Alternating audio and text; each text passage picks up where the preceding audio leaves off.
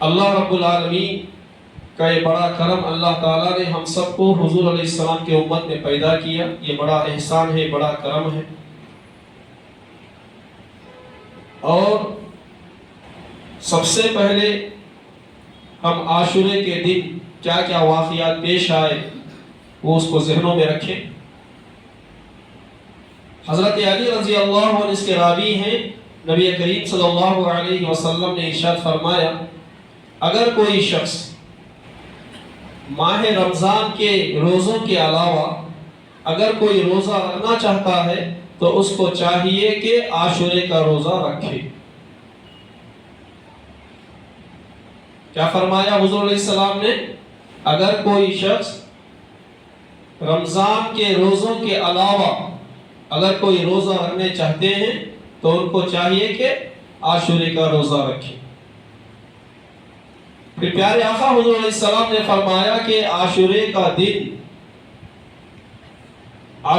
دن اللہ رب العالمین نے یہ قوم کی توبہ کو اللہ نے قبول کیا ہے، اور دوسری قوم کی توبہ کو اللہ تعالیٰ قبول کرنے والا ہے۔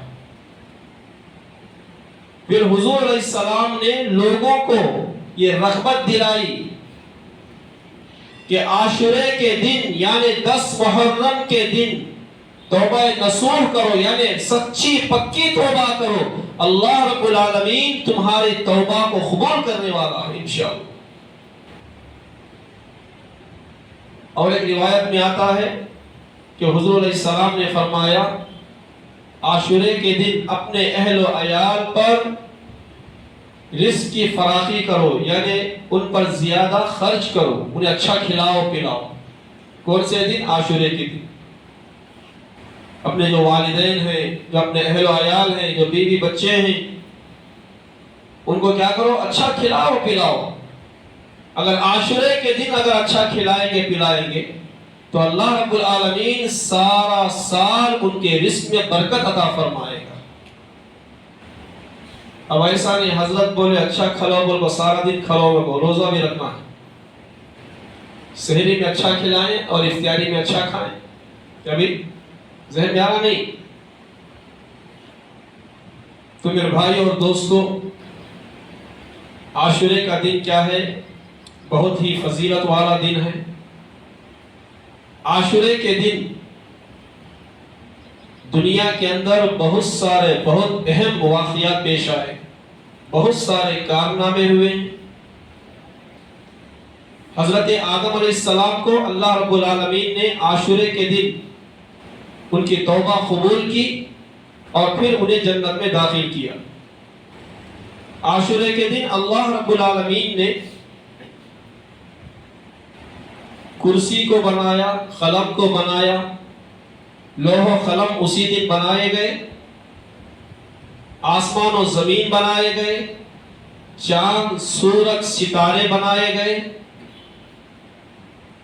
اور اسی دن اللہ رب العالمین نے حضرت ابراہیم علیہ السلام کو پیدا کیا۔ پھر حضرت ابراہیم علیہ السلام کو اللہ تعالیٰ نے آگ سے نجات عطا فرمائی۔ پھر عاشورے کے دن اللہ رب العالمین نے حضرت موسیٰ علیہ السلام کو نجات دی، پھر اور ان کی امت کو بھی نجات دی۔ عاشورے کے دن ہی اللہ رب العالمین نے فرعون کو اس کے لشکر کے ساتھ اللہ نے پانی میں غرق کیا۔ اسی دن اللہ رب العالمین نے حضرت عیسیٰ علیہ السلام کو پیدا کیا۔ پھر اسی دن اللہ رب العالمین نے حضرت عیسیٰ علیہ السلام کو زندہ آسمانوں پر اٹھا لیے گئے، زندہ آسمانوں پر اٹھا لیے گئے۔ پھر عاشورے کے دن اللہ رب العالمین نے حضرت سلیمان علیہ السلام کو سلطنت عطا فرمائی۔ یہاں تک علماء فرماتے ہیں کہ عاشورے کے دن اللہ رب العالمین نے حضرت نوح علیہ السلام کی کشتی کوہ طور یعنی جودی پہاڑی پر آ کر رکی ٹھہری۔ پھر علماء یہاں تک فرماتے ہیں کہ عاشورے کے دن اللہ رب العالمین نے آسمان سے سب سے پہلی بارش زمین پر سب سے پہلی بارش نازل ہوئی عاشورے کے دن. یہاں تک فرماتے ہیں کہ رمضان کے روزے فرض ہونے سے پہلے اس امت پر عاشورے کا روزہ فرض تھا. جب رمضان کے روزے فرض کیے گئے تو یہ عاشورے کا روزہ منسوخ کر دیا گیا. اللہ کے نبی صلی اللہ علیہ وسلم نے عاشورے کا روزہ رکھا اور رکھنے کا حکم دیا. عاشورے کا روزہ رکھا اور رکھنے کا حکم دیا پیارے آقا حضور علیہ السلام نے.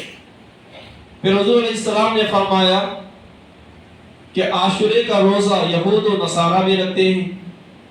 ایسا کرو کہ ایک روزہ اضافہ کر لو، یعنی 9 محرم یا 10 محرم یا 10 محرم یا 11 محرم 2 روزے رکھو. ایک روزہ زیادہ، ایک روزہ میں اضافہ کر لو، 2 روزے رکھو.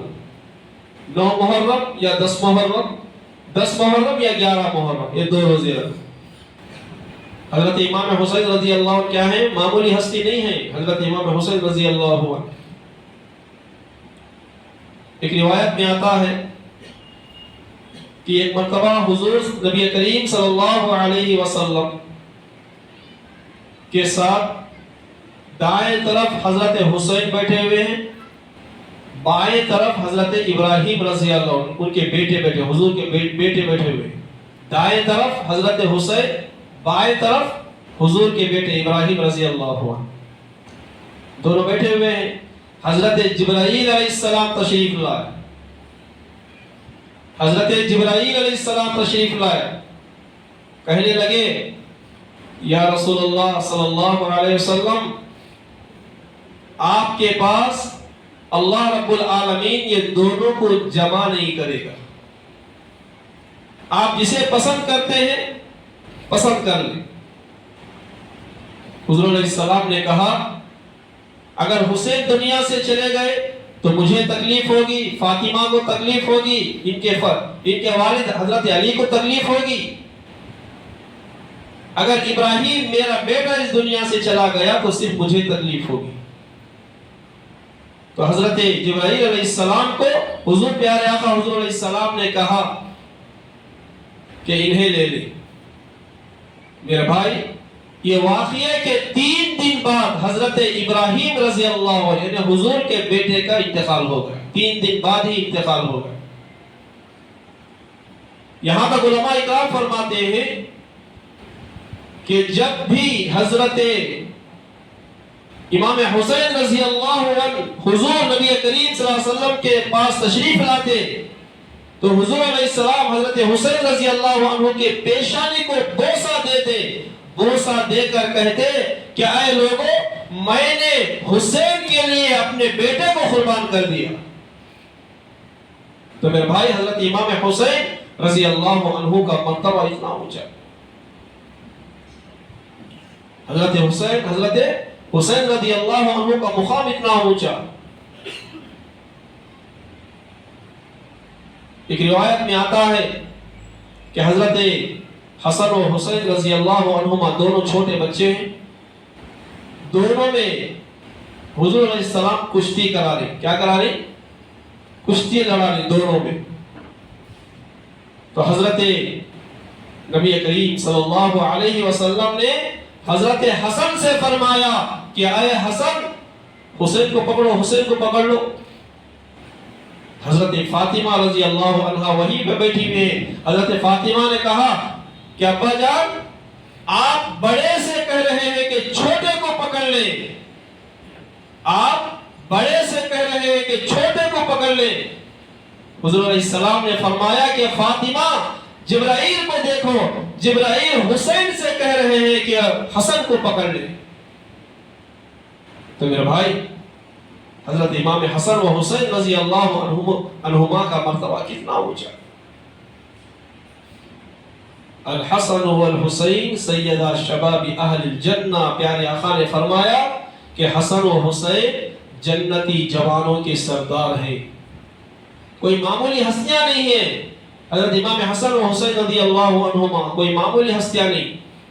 میرے بھائی، آج ہم لوگ معمولی سمجھیں سو ہم لوگ کیا ہی آج ہم لوگ سب کو معمولی سمجھ گئے،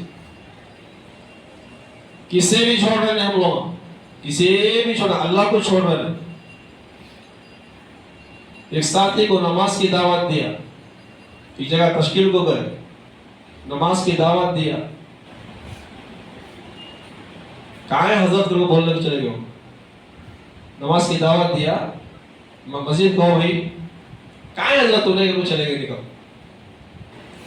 تو میرے بھائی اللہ معاف فرمائے، اللہ کیا کرے، ہم سب کو معاف فرمائے۔ میرے بھائی اللہ کی ذات ہر جگہ موجود ہے، ہمارا ایمان ہے، ہمارا عقیدہ ہے، ہمارا یقین ہے اللہ پر۔ اللہ کی ذات کیا ہے، قل هو اللہ احد، اللہ ایک ہے، نہیں بھائی اللہ ایک ہے، قل هو اللہ احد۔ کبھی اس آیت، کبھی اس سورہ کو آپ محبت کے ساتھ پڑھ کر دیکھیں، کیا نرالے الفاظ ہیں اس کے اندر، قل هو اللہ احد، اللہ الصمد، لم یلد ولم یولد ولم یکن له کفوا احد۔ کہ قرآن مجید کی یہ جو سورت ہے، اس سورت کو ہم جو ہے یقین کے ساتھ پڑھیں۔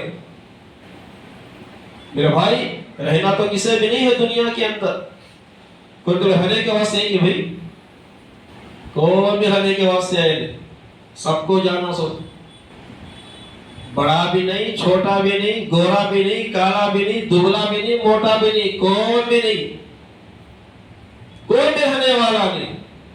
منہا خلقناکم وفیہا نعیدکم ومنہا نخرجکم تارۃ اخری۔ میرے بھائی کیا الفاظ ہیں قرآن مجید کے، نہیں۔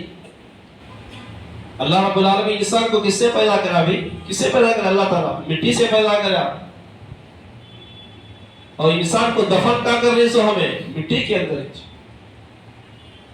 انسان کو مٹی سے پیدا کیا گیا، پھر انسان کو مٹی میں ہی دفن کر دیا جائے گا، اتنی ہی انسان کی ہے۔ میرے بھائی ہمارے اللہ نے جو زندگی دی ہے، یہ زندگی ہمارے لیے ایک انمول ہے، ایک تحفہ ہے ہمارے لیے۔ دیکھیں بھائی یہ زندگی کیا ہمارے لیے ایک تحفہ ہے، انمول تحفہ ہے ہمارے لیے۔ ہم اس زندگی کو صحیح طریقے کے ساتھ ہم زندگی گزاریں۔ جب ہمارا کاروبار اچھا ہوتا خوش رہتی، بزنس اچھا چلتا تو خوش رہتی، ضروری تنگی آ گئی، ضروری پریشانی آ گئی، شروع شکایت، مجھے دیکھ رہا سی نہ انہیں، وہ مجھے دیکھ رہا سی نہ حضرت انہیں، ضروری زیادہ نہیں، جب ضروری تنگی آ گئی۔ میرے بھائی ہم ایسا نہ کریں،